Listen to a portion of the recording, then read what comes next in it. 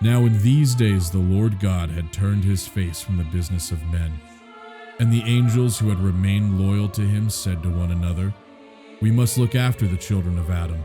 And they did so as best they could. Now also the third part of the angels who had rebelled looked upon the earth and saw the hand of God withdrawn from it. And the air was cold in the valleys of men, and the sea was also cold. And one of the fallen angels, whose name was Uzziel, said, "It was for man's sake that we were cast down, for we would not bend our knee unto him. Let us test the Lord and see what he will do if we afflict their mightiest kingdoms with hunger." And this angel rose from the waters of the sea and made rain, and the spikes of wheat and the ears of barley were heavy with that rain, and they fell into the mud, or withered, or went to rot. And the livestock were made sick, and they died in great numbers, and in their turn the children of Adam knew hunger, and men devoured all there was, and there was no more. And many died, and some would go into the dead yard and eat of the newly buried. And the babes born during those years who had lived to be children had only 22 teeth. And the Lord made no answer.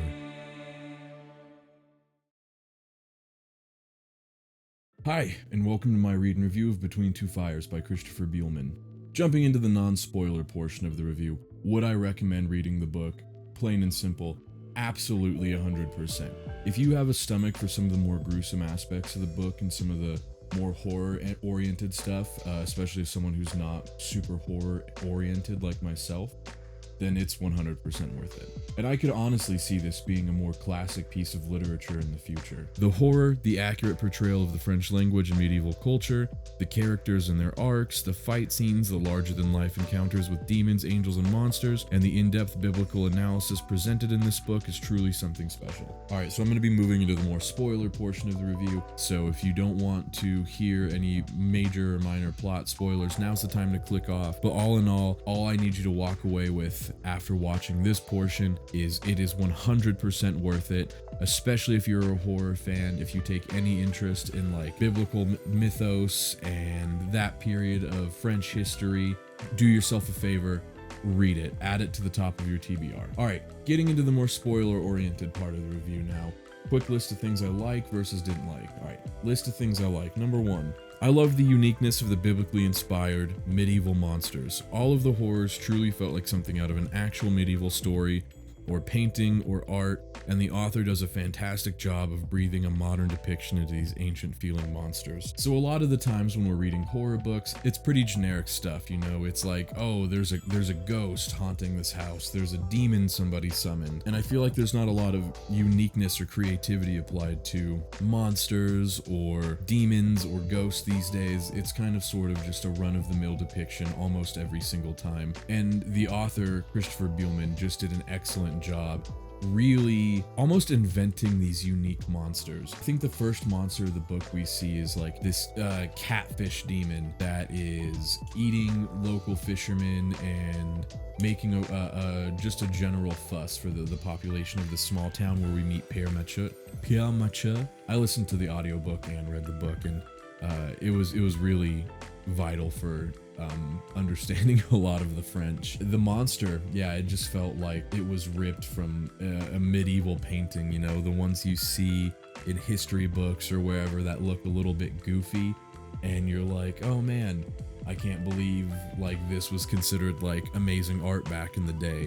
And it just felt like the author ripped something from those medieval paintings and then kind of breathed life into it and portrayed it in a really like well done way that like modern readers would be able to understand it in the context of those medieval times. So yeah, it just felt really unique and really cool, and it was fun seeing something just like so well portrayed. I just really liked the way the author was like able to really convey to the reader what these people were struggling with and why, and he did that from like a very biblical viewpoint. The priest, Pierre Mathieu, struggled with his sexuality, his impure thoughts towards men, and it was framed up really well from like an evil perspective, and it really just keyed in on like what would that struggle be like for a man of the cloth in medieval times, and it just felt super authentic. Tomas was like convinced he was going to go to hell because he had lived a relatively unjust life after his time as a knight, and just the way it was framed up in the context of medieval France just felt so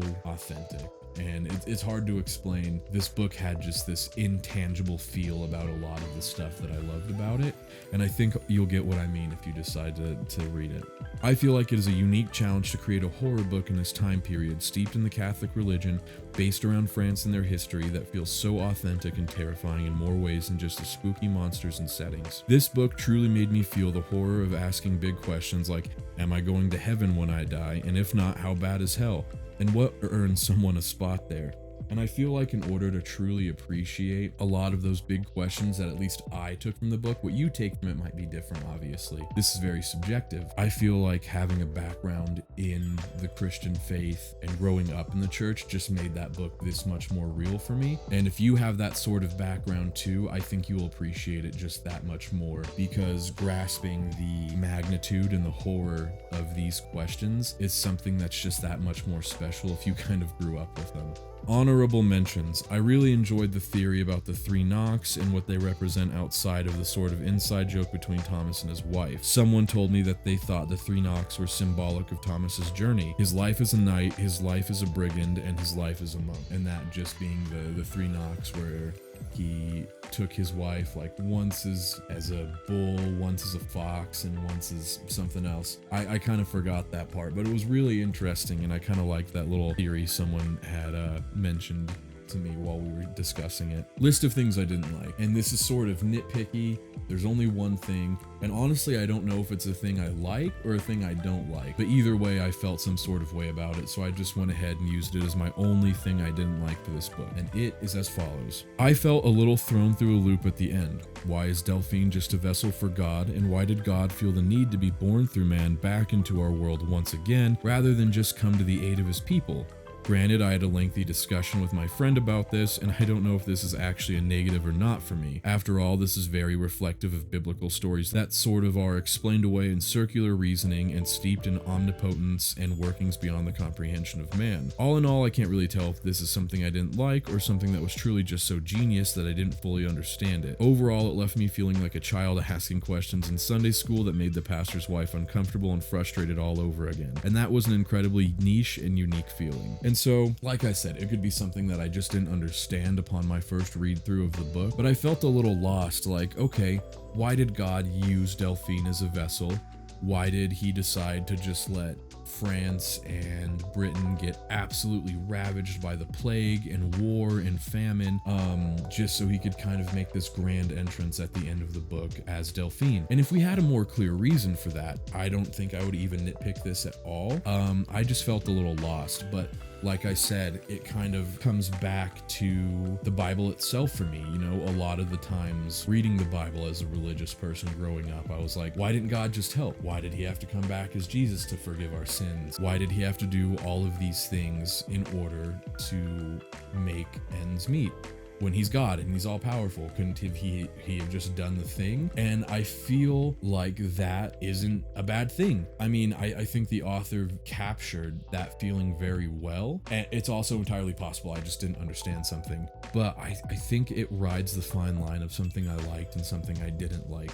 Because as a modern reader, we're very used to just being spoon-fed plot and everything makes sense and you don't really need to critically think through anything or theorize. It's a lot of easily digestible plot. And in this case, it's not. And I both love that and have some mixed feelings towards it. But overall, I felt like the author just did an absolutely fantastic job with everything in this book. From the authenticity of like French culture and language to the time period it took place in, all the historical aspects and all of like the monsters that were just straight up ripped out of like a medieval art piece. It was fantastic. So the rating, on my very subjective scale of 1 through 10, with 1 being so bad the book ruined my month and 10 being so good that the book changed my life forever, I would give this a solid 8.75 out of 10. The only thing holding this back from being a 9 for me is the fact it would have needed to leave me reeling for a solid 2 weeks, and I experienced a maximum of 3 days of existential self-questioning. This is currently one of my top 10 favorite books ever written,